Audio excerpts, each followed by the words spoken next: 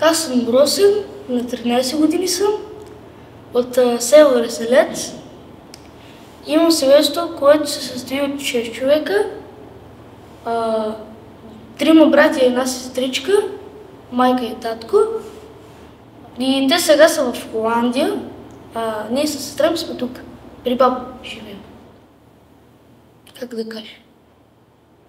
Половината на тази, да кажа.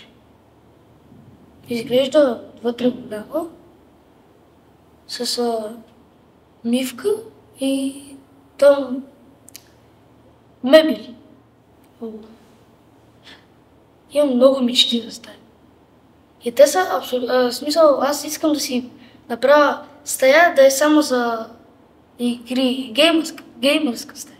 Дясната страна ще видите бюро с компютър и такива, в смисъл лаптопи, компютри, PlayStation и много неща, просто не мога да го пиша.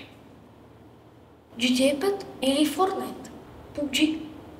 Освен да правя мисии и да набирам малки пари.